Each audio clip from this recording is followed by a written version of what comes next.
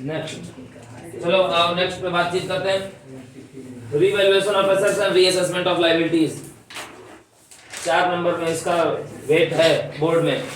Chapter number 2, 3, 4 सबके लिए बहुत ही शॉर्ट में इसको खत्म करेंगे। रीवैल्यूएशन अकाउंट का फॉर्मेट बना के छोड़ा हुआ हूँ, ये अभी हम भरेंगे। रीवैल्यूएशन अकाउंट जो है, देखो पहले तो नाम से शुरू करते हैं एकदम शुरू से। रीवैल्यूएशन होता है किस चीज का? एसेट्स का। और लायबिलिटीज का क्या होता है? रीअसेसमेंट। दोनों का मतलब एक ही होता है, ठीक। ये होता क्यों है? ये होता है जब क्या हो रहा हो, रिकॉन्स्टिट्यूशन हो रहा हो, यानी कि पार्टनर्स के बीच में आपसी एग्रीमेंट बदले तो भी, कोई नया पार्टनर आए तो भी, और कोई रिटायर हो तो भी, और किसी की डेथ हो उस केस में भी। फंडा क्लियर? अब रिवैल्यूएशन अकाउंट, चूंकि अकाउंट है तो ये लेजर होगा, लेजर होगा तो इसका कोई ना कोई नेचर होगा, चाहे पर्सनल होगा, चाहे रियल होगा या नॉमिनल होगा। रिवैल्यूएशन अकाउंट क्या है? नॉमिनल है, ठीक है सर। अब नॉमिनल नेचर है तो नॉमिनल का गोल्डन रूल क्या कहता है? एसेट्स और लॉसेस डेबिट, इनकम और गेन क्रेडिट। तो सारे जो एसेट लॉस होंगे, सॉरी सारे जो लॉसेस और एक्सपेंसेस होंगे वो डेबिट में आएंगे। किससे रिलेटेड? एसेट्स और लायबिलिटीज से रिलेटेड जितने भी लॉस हैं ये लिखे हुए हैं वो आएंगे डेबिट साइड, और जितने भी फायदे हैं वो आएंगे क्रेडिट साइड। लिखा हुआ है कंटेन्स ऑल द लॉसेस और gains of assets and liabilities. इस पूरे अकाउंट में सब कुछ आता है। अब एंड में क्या होगा? या तो प्रॉफिट होगा या तो लॉस होगा। अब चाहे प्रॉफिट हो चाहे लॉस हो, रिवैल्यूएशन का प्रॉफिट हो या लॉस हो, किस में बांटा जाता है? जैसे कल हम लोग पढ़े थे एक्यूमुलेटेड प्रॉफिट लॉसेस और रिजर्व का ट्रीटमेंट। तो एक्यूमुलेटेड प्रॉफिट रहा हो या लॉस रहा हो या रिजर्व रहा हो, वो किस में बांटा जाता है? Old partners. किस रेशियो में? तो रिवैल्यूएशन पे भी होने वाला प्रॉफिट या लॉस किस में बांटा जाएगा? ओल्ड पार्टनर्स में। और किस रेशियो में? ओल्ड रेशियो में। यानी कि अगर हम चैप्टर नंबर 2 के अकॉर्डिंग बात करें तो ये किस में बटेगा? चैप्टर 3। सेम कल वाली बात हम लेके उसी तरह की बात चल रहे हैं। अगर चैप्टर नंबर 2 है तो ये बटेगा आपके ओल्ड पार्टनर्स या जो ऑल पार्टनर्स हैं उनमें। किस रेशियो में? ओल्ड रेशियो में। चैप्टर नंबर 3 अगर एडमिशन है तो पुराने पार्टनर जो हैं, न्यूली एडमिटेड पार्टनर को हटा देंगे तो ओल्ड ही यहाँ पे मिलेंगे ना भाई। जो नया आया वो तो न्यू है, जो नहीं नए हैं वो उनको क्या कहा जाएगा? पुराना। तो ओल्ड पार्टनर्स, खतरनाक वाली इंग्लिश है। जो नया आया है वो न्यू है, तो जो नया नहीं आया है वो ओल्ड है। इट्स माय इंग्लिश, ठीक है। और चैप्टर नंबर 4 रिटायरमेंट डेथ। जो रिटायर हो रहा है, तो अब जो रिटायर हो रहा है वो बिजनेस से जा रहा है। जब तक वो रिटायर नहीं हुआ था तब तक वो क्या था? ओल्ड ही था।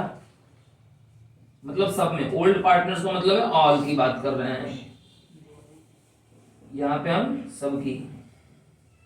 जो रिटायर हो रहा है, जो मर रहा है, सबकी बात होनी है। और रेशियो क्या होगा सर? सैक्रिफाइस गेन ओल्ड होगा। रिवैल्यूएशन अकाउंट आजकल बहुत कम पूछ रहा है, मगर इस बार के सैंपल पेपर में रिवैल्यूएशन अकाउंट ही है, ठीक है। मगर प्रीवियस 5 इयर्स में सीबीएसई में ये ज्यादा पूछा है। Journal entries of revaluation account देख लेते हैं, एंट्री फिर बता देंगे कैसे होती है। तो अब डेबिट में क्या क्या आना है? एसेट्स से होने वाले लॉसेस भी डेबिट में आने हैं, मतलब सारे लॉसेस डेबिट में आने हैं। लॉसेस कितने तरह के हो सकते हैं? एसेट्स से होने वाला भी लॉस और लायबिलिटीज से होने वाला भी लॉस। अब एसेट से होने वाला लॉस कैसा होगा? एसेट का बढ़ना कि एसेट का घटना?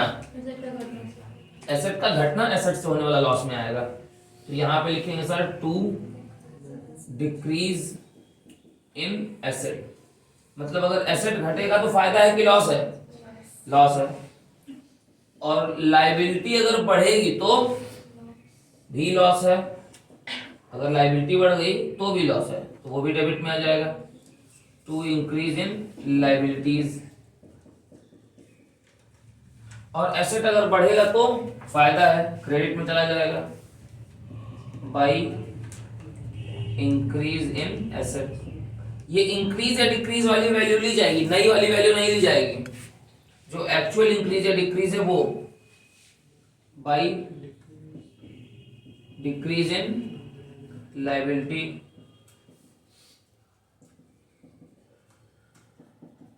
ठीक है, फायदा है क्रेडिट में, नुकसान है डेबिट में। अच्छा, तब तक अचानक से पता चला कि भैया एक ऐसा एसेट है जो अभी तक रिकॉर्ड नहीं हुआ, अब पता चल रहा है। तो ये फायदे की बात है कि नुकसान की बात है?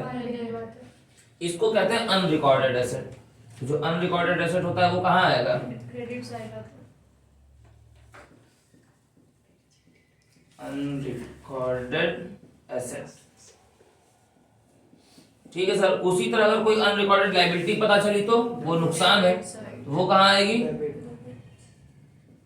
डेबिट में आ जाएगी अनरिकॉर्डेड लायबिलिटी। अब आप टोटल क्रेडिट ऐड करेंगे। हम मान लेते हैं कि हमारा टोटल क्रेडिट जब हमने ऐड किया होगा तो आता है 2 लाख, और टोटल डेबिट जब हमने ऐड किया होगा तो वो आता है हमारा 1,20,000। तो कौन सी साइड कम है? डेबिट। तो जो 2 लाख यहाँ लिखा वही 2 लाख रुपीज आप उठा के यहाँ भी लिख दोगे। जो साइड बड़ी होगी उसी का पैसा, अरे कुछ नहीं याद रह रहा है, ट्रिक याद रखो। डेबिट और क्रेडिट में से जिसका टोटल बड़ा होगा उसी का टोटल उठा के दूसरे वाले साइड में भी भर देना है। इतनी बेसिक सी बात याद रहेगी ना, ठीक। रूल बहुत नहीं याद रह रहा है, ट्रिक याद रखो। जो साइड बड़ी है टोटल करने पे, चाहे डेबिट या क्रेडिट। अब डेबिट का अगर पैसा जाता है तो उठा के क्रेडिट में भर दो, क्रेडिट का जाता है तो डेबिट में भर दो, और फिर डिफरेंस निकालो। और डिफरेंस आया, मान लो कि हम लेके चल रहे हैं कि हमारा क्रेडिट ज्यादा है डेबिट कम है, तो जो डिफरेंस आएगा वो हम डेबिट में लिख देंगे। और लिखेंगे क्या? इसको माना जाता है प्रॉफिट। तो हम यहाँ लिखते हैं टू गेन ऑन रीवैल्यूएशन, ठीक। अब मान लो कि हमारे पुराने 2 ही पार्टनर है, सी नया पार्टनर आ रहा है, तो ए और बी हम ले रहे हैं। पुराने में वही दोनों थे, ओल्ड में, तो ओल्ड पार्टनर्स में चला जाएगा। किस रेशियो में गया होगा? हाँ, बगल में सर लिखा हुआ है ओल्ड रेशियो। फंडा क्लियर? तो ये जाएगा किस रेशियो में सर? ओल्ड रेशियो में। अब मैं बता देता हूं तुरंत जर्नल एंट्री का भी खेल। जर्नल एंट्री का इसमें खेल क्या है कि 3 जर्नल एंट्रीज में रिवैल्यूएशन हो जाएगा। कॉमनली हो जाता है, ज्यादा अगर लगे तो ठीक है, नहीं तो मैं तो 3 से ज्यादा नहीं मैं वो करता हूँ, किसी को कहता हूँ। पहला उठाओ रीवैल्यूएशन अकाउंट डेबिट। देखो, अगर तुमको जर्नल एंट्री बनाने में डाउट है किसी को भी, तो वर्किंग नोट में पहले रीवैल्यूएशन अकाउंट बना लो, कोई नंबर नहीं काटेगा। एक्स्ट्रा कोई काम किए रहोगे तो नंबर नहीं कटता है, जो नेसेसरी काम है वो नहीं किए रहोगे तो नंबर कटेगा, ठीक। अब रीवैल्यूएशन अकाउंट बना लो। जर्नल एंट्री बनाने में होती है थोड़ी तकलीफ, तो रिवैल्यूएशन बना लिए, प्रॉफिट लॉस निकाल लिए, पूरा अकाउंट बन गया।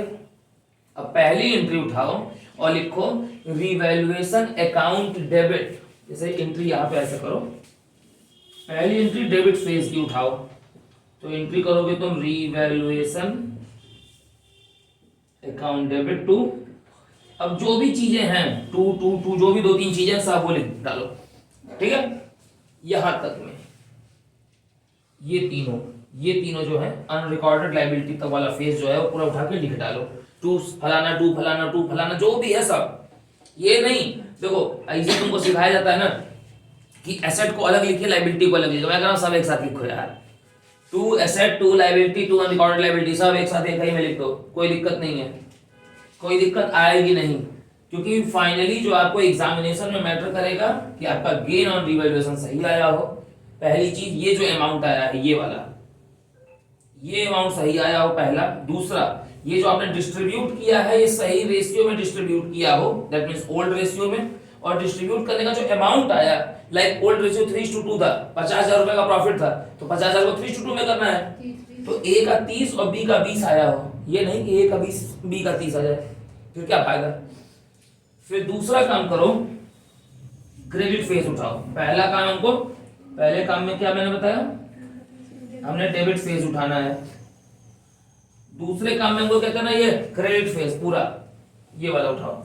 अब जो क्रेडिट फेज है इसमें सारी चीजों को उठा के डेबिट कर दो, जो इंक्रीज इन एसेट है या डिक्रीज इन लायबिलिटी है या जो कुछ भी है उन सबको उठा के डेबिट करो। और टू एक एंट्री बनाओ टू रीवैल्यूएशन, ये आप क्रेडिट फेज। अब हमारे पास तीसरा काम क्या बचा, रीवैल्यूएशन का प्रॉफिट या लॉस। अब अगर रीवैल्यूएशन में प्रॉफिट है फॉर एग्जांपल, तो अब तीसरी एंट्री क्या बनेगी, revaluation account debit to old partners, to old partners capital, ठीक। किस रेशियो में सर? ओल्ड रेशियो में। अंडा क्लियर? नोट कर लो सर।